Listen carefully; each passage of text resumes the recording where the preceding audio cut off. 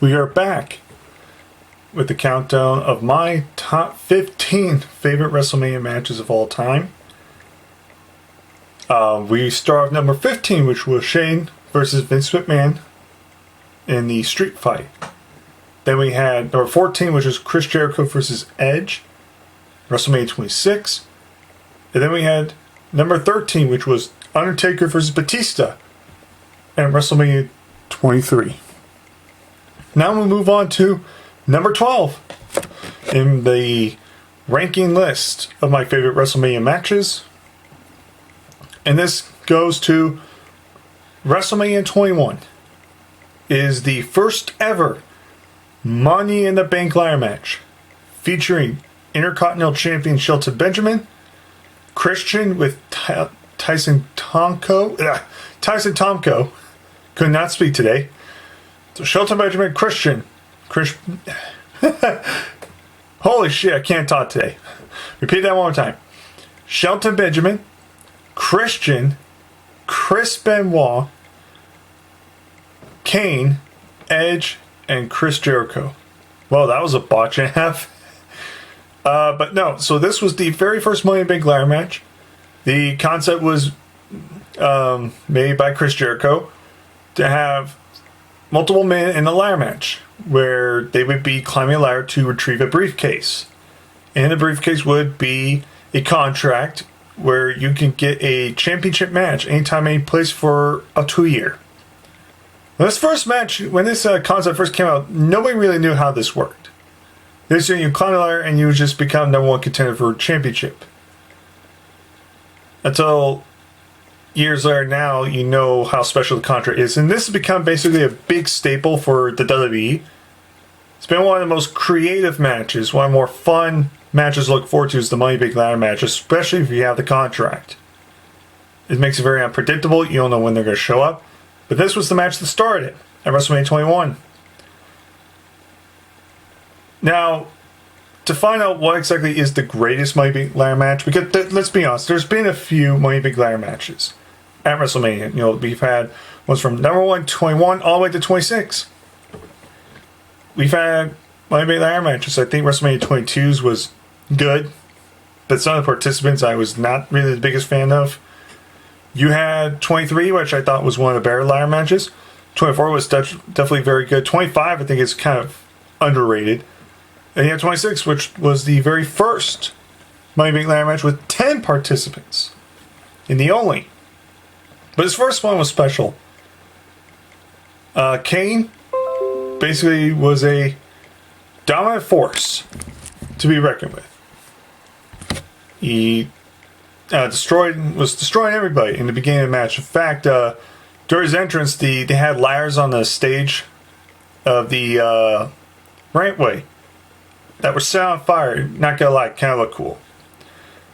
It's too many spots in here to count, but basically, yeah, Kane destroyed everybody during the beginning. Everyone trying to get up on Kane. Shelton Benjamin probably with the spot of the night, where Jericho looked like he was about to climb the ladder. And Shelton Benjamin ran up a ladder that was basically like leaned on one of the standing ladders that Jericho's on. So Shelton Benjamin runs up like a ramp and then jumps and does a leaping clothesline to Jericho. You have to see it to believe it because the crowd marked huge. Shelton Benjamin was one of those guys I always thought, like, why the hell did they not put the title on this guy? The man he split with Team Angle in 2004, he had potential to be something special. I always thought that Shelton Benjamin was one of those elite guys like MVP, Finley, and Carlito, those kind of elite caliber guys that were great mid-carders, but you knew they could have been world champion if really booked the right way. I never understood that. At least Shelton Benjamin was being used here now in WWE's not even seen at all. I think he's wrestling a few times on main event. That's about it. Feel bad for him. I don't even know why they brought him back. Probably just go back to New Japan and be part of Suzuki-gun all over again for a better career. Or maybe go on Twitter war with me again. But Shelton Benjamin was a highlight reel.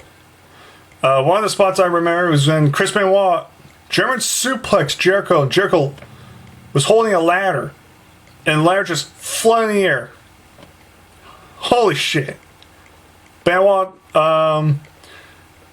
jumped off the top of the ladder, dove off a ladder to a diving headbutt from the top of the ladder onto Kane, reopened himself. He got staples in his head, he got stitched up, and he was bleeding again. This match was just really great. You even had Tyson Tonko try to help out Christian a few times, which there was a few times we thought Christian was going to win, and unfortunately Christian did not win. Sad me. Always been a Christian fan. I've always been a peep. But you see Chris Benoit towards the end. He's only got one arm climbing the ladder. He's all alone. You think he's going to get the briefcase. He's going to win. Last year he won the World Heavyweight Championship. This time he has a shot to become world champion yet again. And he gets screwed over by the ultimate opportunist Edge. Edge knocks him down with a chair, climbs the ladder, retrieves the briefcase. And this was the match that was the start to Edge's career. Rise as a superstar. And Edge would hold on to that briefcase for almost a year. He held that for a long time. He held on a briefcase. He had a match against Chris Benoit, a last man standing match, which I think was great. Then he went on to have a feud with Matt Hardy, which everyone knows the story about that love triangle, real life love triangle with Edge, Matt Hardy, and Lita. And then that's when Edge would cash his Money in the Bank at New Year's Revolution the next year. From John Cena. And ever since then, the Money in the Bank briefcase has basically been an opportunistic thing. We've had a few Money in the Bank holders cash in fairly. Sometimes they win, sometimes they don't. But most of the time, they cash in the briefcase when the time is right, whether that's during a match or usually after a match or usually opponents beaten up. Or champions beaten up, otherwise. But this was a great concept because we didn't really know how this was going to be. And this ended up being an annual yearly thing, Money in the Bank for WrestleMania but from 21 to 26, so that's 5 years in a row? I never understood why they got rid of Money in the Bank at WrestleMania. We have the Money in the Bank pay-per-view, which we get 2 Money in the Bank ladder matches, so sometimes we get a women's Money in the Bank, which is fine, but I like the old traditional way, personally. I would rather have seen a Money in the Bank ladder match every WrestleMania. I mean, why not? I don't understand why we can't do that. Makes it more fun. But then with Money in the Bank, you get rid of it and you can bring back an old classic pay-per-view, bring a new pay-per-view in. But this first Money in the Bank ladder match was very special. Because this kickstarted one of the most exciting matches you'll ever see. And it basically was the starting part of creating one of the biggest names ever who actually just returned. He's actually competing at WrestleMania. Yeah, again. Against Randy Orton. A last man standing match. Now, reports were that originally it was supposed to be Christian winning this Money in the Bank ladder match. But they changed their mind, went with Edge. So it makes you wonder if those rumors are 100% true. What do you think would have happened with Christian? Do you think Christian could have been like the Edge of the WWE and he could have gotten this big push and Edge would have been kind of sidelined? We may never know. We may never know. But this first Money in the Bank ladder match was something special. It's just one of those matches that is just memorable, fun. It was short. It was like only a little less than 20 minutes. But these 6 men killed it. And definitely entertained fans and changed the retrospect of ladder matches. Again, we've seen lots of awesome ladder matches. But this was the one that really kicked off the ladder match, like the multi-man ladder matches. That wasn't a tag team anyway. Like I understand we got, the TLC match and stuff like that, but this was a kickstart for a new breed of the ladder match, and that was Money in the Bank, which ends up being now one of my favorite matches to look forward to. And we've had other people try copying it in a way, like TNA had the X Division Championship, where you can surrender the title and challenge for the World Heavyweight Championship.